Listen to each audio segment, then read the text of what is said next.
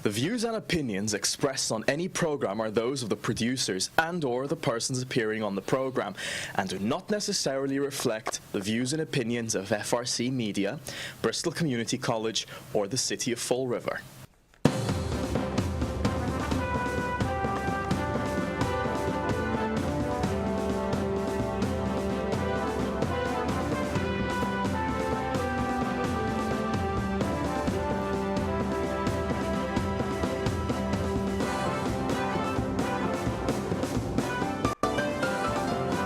Well, hello. Welcome to Spindle City Straight Talk. I'm Chip. And I'm CJ. And we've got a show today. Today is the big day, CJ. The second half of Grimm's Fairy Tales come out, or better known as the report, part 2 of As the Stomach Turns. This is true. I'm so excited. My heart is all a Twitter.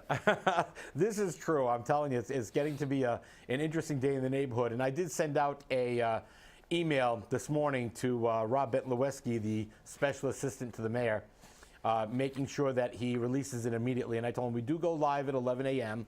I doubt the report will be available then, but please send it out as soon as it's available. So I'm sure next week's show is going to be quite interesting. But I wanted to get to something right away. And I think it's important with the, outflow of this report shortly. And I want to talk about New Bedford, because remember, New Bedford doesn't know where the money is, according to the finance team at the city council meeting. And this comes from. How can they say that? Wouldn't that make them negative? Anybody that says anything is negative. I know. In that case, they are trying to be negative about a different city. But I guess in this city, if you tell the truth about this city, you're negative. But if you condemn another community, that's okay. Yeah, exactly. Right, I just wanted to just throw. Well, I'm only sorry going to interrupt, but yeah, that's okay. I just had to get it in there. I don't blame you. I'm only going to touch the highlights. Okay. John Mitchell was talking about in his State of the City address, which, as most are, was a lot of fluff. But I'm going to take some of his quotes here and show that he can back them up. He talks about when he first entered office, experts claim the financial situation in 2008, it was impossible to fix. But he said, we chose not to shy from our challenge, but to take them on. We chose to not sit back and hope that others would come to our rescue. We instead chose to take control of our own destiny. Oh, wow, that's some great advice. Then, a few paragraphs down, he goes, this year, more cargo has come into the port than in recent memory, creating job opportunities for our longshoremen, and our fishing industry remains tops in the United States, bringing in now a whopping 34% of all landings in New England. 34%. They added cargo, something we've been talking about for the Fall River Pier for a long time. We don't do it. We're too stupid to do it. We can't do it, all right? But New Bedford's doing it, creating jobs. The city is now purchasing more electricity from solar than any municipality in the Commonwealth, and is on track to save taxpayers approximately $33 million in 20 years. Now, here's a real slap in the face to the city of Fall River and to our city council especially. Through solid financial management, can you believe that? We have done more with less. We reined in spending, consolidated departments, built a strong managerial team, hired the city's first chief financial officer in 7 years, created the city's first capital improvement plan, and built up our rainy day fund. We are proud that through these efforts, we secured the city's highest bond rating in the last 40 years. The city did, not riding the backbone of the state. First, we have not sat back and passively hoped for good things to happen. We have initiated the action. We did not sit idly by and watch the state take over our schools. We jumped in and took on the challenge ourselves. Unity does not mean that we need to agree on everything. That's neither realistic nor necessary. But what is required is that we refuse to let disagreements over minor matters get in the way of tackling our major challenges. Oh, something unheard of in Fall River. You're negative. You're negative if you disagree with somebody. Third, our approach is about the long run. This is intense pressure to govern for the short term, to pivot with every crisis. Oh, isn't that how Fall River does it? We react. We don't, we're not proactive. To yield to the tugging of every constituency, like neighborhood groups. They want a park. Whatever the merits, the right decisions are usually the ones that don't have an immediate payoff. Government doesn't have all the solutions. Some of the problems are out of our immediate reach, but we can and must act decisively to remove barriers standing in the way of our citizens' pursuit of a better life. More than anything else, we must lay the groundwork for economic growth. Kenny Fiola, could you listen to this, please? The kind of growth that reaches all our citizens. My administration is focused on creating the conditions for jobs to grow in this city. More good jobs means more residents purchasing homes, more neighborhood kids going to college, more money spent in local businesses and on local charities, and more confident, vibrant community. We are established and growing cargo and recreational boating destination as well. These are all economic development programs. Our economic development strategy will continue to be founded on the city governments having an open, transparent, and reliable relationship with business. Mr. Mayor, speak to Mayor Mitchell. Maybe he can give you some hints about open and transparency and not 16 layers of walls before they can get through to you. At the end of the day, we will have a unified strategy that each of us can confidently hold up to investors and public officials and say, this is what we here in New Bedford are doing to advance our future. Strong cities have strong neighborhoods, and neighborhoods remain strong when residents and City Hall work together to support a quality of life that allows for children to play outdoors, dogs to be walked, and homeowners to enjoy a warm summer evening on the porch. Vibrant neighborhoods draw residents out of their homes to comfortably interact with one another in a way that strengthens their bonds with their neighbors. That's unheard of in Fall River now. We owe taxpayers, and this is a statement we have to remember. The people of Fall River need to drill this in to this mayor, this city council, this school committee. We owe the taxpayers this. We will do everything possible to make city government more efficient and higher performing. Asking more of taxpayers is much more acceptable if they have confidence that they are getting their money's worth.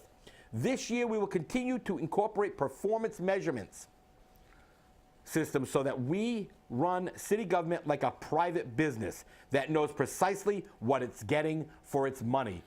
Can you believe that? Accountability standards. Well, amazing. Well, it's amazing. Okay. Yeah, so, it was, it was a pretty good comparison that we can draw here. But let's first, we have to acknowledge the fact that when it comes to seaport industries and things like that, New Bedford does have an advantage. They are a seaport city. They have a long history of that, and so they have a slight advantage. So it's up to Fall River to find the advantages that we have. But the important thing is, and I'm going to go back and kind of encapsulate it and apply it to why it's not being done in Fall River here, or they're saying it's being done and it's not being done properly. The first thing he said, we chose not to shy away from our challenge, but take them on. We chose not to sit back and hope that others would come to our rescue. Instead, we took control of our own destiny. So let's look at Fall River. The first thing out of the mouth is, let's get another SAFER grant. Let's bond for a study. Let's ask the state for more money. Let's whine because the cherry sheet may get reduced. Not find ways to actually prioritize our spending as New Bedford did and put money where it, where it should be. They also put their money where their mouth was. They looked, thought out of the box, saved money for the taxpayers. The fact that they're going to save $33 million and they are the purchasing more electricity than any municipality in Commonwealth of Massachusetts, solar electricity, to save $33 million.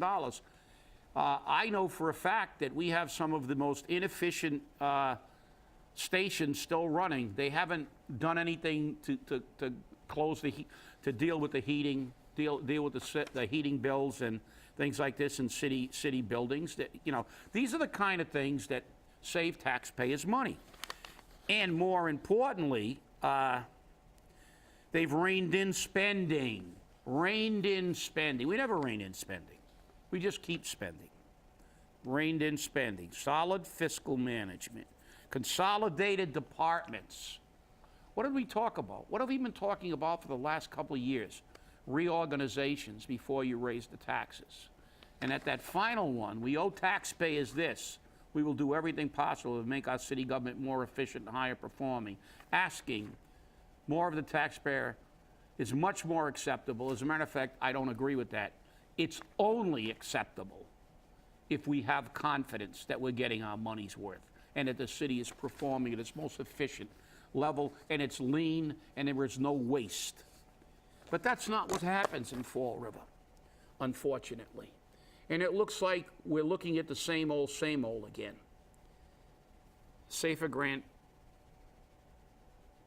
They're telling us that everything's okay. Oh, look, everything was, it wasn't as bad as they said. Look, we got $499,000 left over.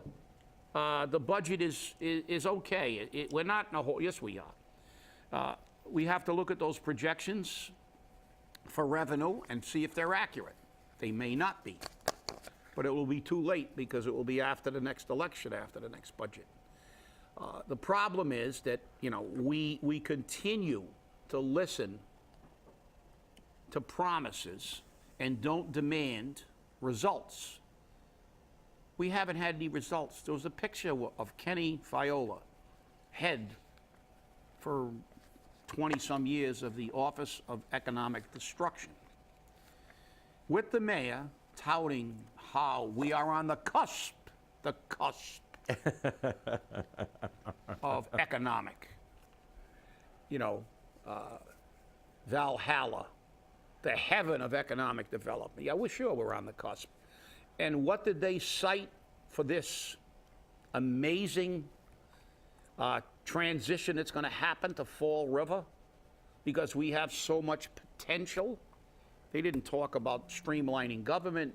They didn't talk about saving money in every possible way. No. They said, oh, we've got a warehouse coming to Fall River.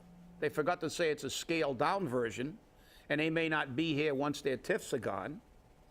And if that's the only thing we're getting, well, again, what are we really doing? And then they said one of the motivators of economic development is going to be the expansion of Bristol Community College. It's great. Education is the great tool. The more education you get, the more opportunities we have. However, most of the students at Bristol Community College don't live in the city. And if they do live in the city, once they get an education, they're going to probably move out of the city because they're going to really get a decent job and they'll be able to afford to move out of the city. That's the reality of Fall River. And then he said, we have 2 world-class hospitals, like it's going to be a giant magnet. These 2 world-class hospitals, which is absolute baloney. They're they're low-level hospitals. You look at every major healthcare carrier, they're the lowest tier. They're the cheapest hospitals to go to.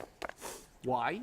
Because 50 miles away, we have some of the best hospitals in the world, and 20 miles away in Providence, we have hospitals that are just below Boston. So again, like when they say we're going to steal tourists from the Cape and Newport, again, we get baloney topped with BS. That's the economic sandwich that we get. That's the economic talk we get. And that's the reason we go nowhere. And that's the reason New Bedford has gone somewhere now. They're beginning to move. They're beginning to move because what did they do? They cut the fat. They looked at themselves first, not at other people, not hoping somebody comes to the city. They began fixing their own foundation. They streamlined their government. They made it more efficient. They made people answerable. They think about how much they spend. We have a city that's like a bunch of drunken sailors. It's like they've been out on the high seas for a year and they got all their pay in their pocket and it's burning a hole in it. And when they jump off the ship and get into town, they just buy everything. Just keep spending until they have no money. And you know, that's one of the problems. The problem is, you know, it's not being negative, it's being realistic. The fact is, when you don't care about what you do, when you don't take personal responsibility and begin with yourself to improve your lot, you will never ever move forward. And then anybody who points that out is called negative, and that's crap, because the fact is, being realistic and evaluating yourself realistically is the only way you can fix a problem and change, because you have to first admit the problem. The first thing that anybody with an alcohol or drug dependency has to do is admit that they have a problem. Because if they're in denial, they don't have a problem. And that's the problem with Fall River. We're in denial. All our government officials are in denial. And they keep enabling that denial by coming up with ridiculous things like this. I mean, it was sad. It was sad to read that economic development speech, that we're hanging our hat on two mid-level hospitals, a college, a community college that most of the students don't, as I said, live in Fall River, and a scaled-down warehouse. And that was the crux of our economic development plan. It's tragic. And it's such a plan that they have to wait until June to release it. I think July. July to release it. So again, 6 and 7 months out. Happens to come out in the middle of the election cycle, and it's going to be fluff. It's going to be nothing, because Kenny Fiola hasn't produced anything for Fall River. Kenny Fiola has produced for Kenny Fiola. Okay? And, you know, the Office of Economic Destruction does not do anything. They're now saying, oh, look, we've got Amazon coming. Amazon's coming. We got 500 jobs from them, which won't go to Fall River. There's no guarantee they're going to go to Fall River. Blount got their $10 million in money. Amazon got their millions of dollars in money, and that's all they cared about. They don't care about Fall River, and economic development is supposed to better the community. And you and I have spoken about this numerous times, that if there's no money, you're not going to better the community, okay? And then for people to say, oh, well, you're negative, you're talking against jobs, we're not speaking against jobs. But the state is listed by the U.S. government, and in a national survey, which came out yesterday, the Commonwealth of Massachusetts, the majority of available jobs in this city, in this state, 63% of the jobs available in Massachusetts require a minimum baccalaureate degree. Minimum. 63% of the jobs.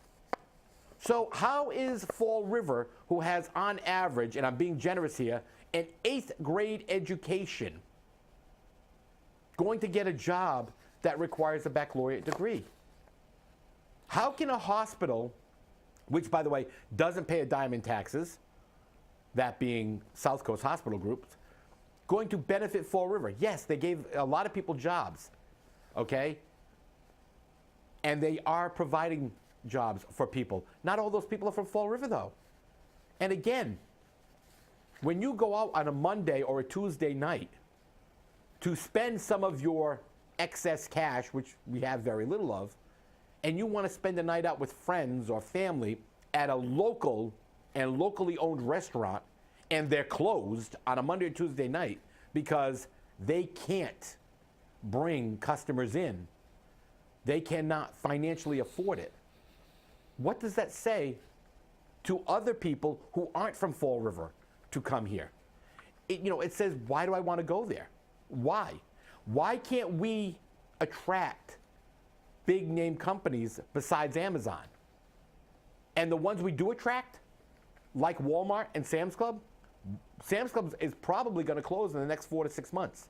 That is what their projections are at this time. I got that straight from corporate, okay? That if there is not a substantial change in their revenue, they're going to have to consider closing, which means they're going to violate their TIF. And we're going to lose those jobs. Why is it that employees who work at Sam's Club, okay, file for a transfer to another store? Because they're afraid they're going to lose their job there, and they go to other stores. Why do we get from a vice president at Walmart, when he's confronted with the fact that the Walmart prices in Fall River are higher than the other Walmart stores in this area? This is Fall River. They're on welfare and food stamps. They can afford it. Okay? Those are comments that come directly from companies that the Office of Economic Destruction brought here to take advantage of our poor free riders, according to, the city administrator. The free riders. Excuse me, not the administrator, the chief of staff. Chief of staff. The chief of staff. But okay, so this is what Fall River's about, and this is what we're going to become. Do you know? I've got a great economic development plan right off the top. Every mill in the city of Fall River that is not actively used, demolition it. Save one for a museum. That then becomes available, developable commercial land. Okay, give the property owners an incentive to sell and demolish that building. Then you'll get things like Home Depot, Lowe's.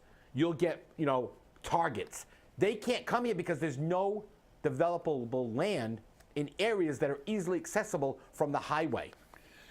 Well, CJ, that's a pretty good idea, but there's a problem, and the problem is, and I'm going to go back to the mayor of New Bedford's speech. He said, we will continue to incorporate performance measurement systems. Well, we don't have a performance measurement system, because if we did, the Office of Economic Destruction would have been destroyed years ago. Because look around. How much has Fall River improved? What have we really brought into the city that stayed in the city or even come to the city? We've had many companies come and go as soon as the TIFs were gone. We can't attract business, and there were a lot of dynamics. Look, I'm not saying this is an easy task. This is a very poor city. We have a lot of challenges facing us. But I'm going to tell you something. Nobody wants to come to a city that can't run its own house. And that gets back to his first statement. We chose not to sit back and hope others would come to our rescue. We chose to take control of our own destiny. Well, you know something? If I was a corporate leader, and I looked at a city, and I saw a city that was always looking to run itself on borrowed money, federal grants, state money, and basically just refused to get its own house in order, why would I want to go there? Why would I want to bring my business and my people there? When I see a school system that's a mess, I see a community that's in a total state of disarray, I see fire and police protection being sacrificed because there's no money, and they're depending on grants for these things, and I want to bring my people to an environment where they're safe, where I can have confidence that when my company is moving forward, this city is moving forward too, and the city is solid and solvent. It's like building your house on a cliff. It's like nobody in their right mind. It's like the people in California who built their houses on on a landslide zone, and the house went sliding down into the ocean or something, and everybody is like, oh my God. Well, guess what? Most people don't do this. And most companies don't go to cities who, when they're looked at by outside people, the comment is almost universally held that this city is a mess. These people can't run their own house. Yeah, that's why small business is the backbone, because we can't attract big business. Because I'll tell you what, you think people want to bring their people in? Number one, they wouldn't live here. They'd live in the suburbs. Number two, as I said, this city is unpredictable. He said they have the highest bond rating in 40 years in New Bedford. Our bond rating was just lowered. The bond rating company said this city was run like a circus. You don't think major companies can read? You don't think that major companies look at this? Where they locate? When they do locate, the only reason they locate here is a temporary location to save money because they get TIFs. We're bribing them to come here. And I don't mind bribing somebody to come here if you've got a legitimate chance of keeping them. But we don't have a chance of keeping them because this city never, ever changes its act. We're doing the same thing now. I can't believe that they want to bond $300,000 for a study for the Armory. We're talking about the B word and the G word. Grants and bonds again. Even though we had a promise that things were going to change, but they haven't. Nothing changes in Fall River, Chip. We know this. And the problem is, it is the people of Fall River that stop it from changing.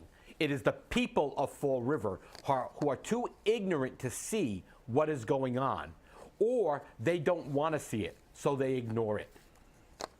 Well, I'm not sure if I agree with. I think a lot of people are upset, but they have the attitude that, look, there's nothing I can do about it. It's just, it's so bad here, and what can I do? But no, I understand. It takes one person. It takes one person to start the ball rolling. We've done this before, okay? And the thing is that the people of Fall River need to start the ball rolling. Don't stand up there and make excuses. Oh, you're wonderful. You're doing right. You're doing everything perfect, when they're the ones causing the problem. Take a stand, have a backbone. Well, they've got to vote, CJ. And the fact is, I got to get this in because I got a call today from somebody saying that Pat Casey's going around to the fire stations asking firefighters how much sick leave they took and if they had a side job. Number one, this is what's wrong with Fall River. She better worry about voting for voting for $800,000 for a park when we're broke and worry about our own job. The fact is, if somebody has a sick leave problem on a fire department, that's the chief's job. He's supposed to bring him in on a carpet and suspend him or take whatever disciplinary action that is necessary. And as far as having a side job, Pat, you got a side job, your city council job. That wasn't your only job. So what does that got to do with the price of apples? These guys are showing up for work and they're doing their job. You're in there now. You're in there now doing you're on. What kind of witch hunt are you on now? What's that got to do with the fire protection in the city? You're going to do the study. You don't know. You don't know defecation from Shinola. Okay? Well, it's interesting because Linda Pereira actually brought that up with the chief. Is there an abuse of sick time? But again, these are the problems we have. They try to divert. They try to create an issue. And people are going to be watching the show today. They're going to say, why did you bring up New Bedford? Why did we bring up New Bedford? Because the finance transition team, because the city council all called them out and called them everything under the sun and said they were lying. But the numbers don't lie in this case, okay? As you always say, Chip, okay? Figures don't lie, but liars can figure. Well, and I understand. I was born and brought up in this city. I graduated from Durfee, and, we've always hated New Bedford. It's Durfee, New Bedford basketball, Durfee, New Bedford football. We hate New Bedford. But the reality is, look, if they're doing something right, if anybody's doing something right, we need to take a page from their book. And you know something? This isn't a basketball game, and it isn't a football game. It's the city of Fall River's future that's on the line. So let's hold them all accountable, because next show we're going to open with Revolution by the Beatles, because that's what we need. Thanks for everything. We'll see you next week.